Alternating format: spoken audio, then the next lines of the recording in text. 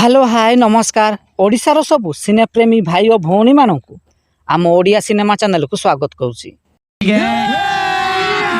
अभी मजा आएगा ना भिड़ो।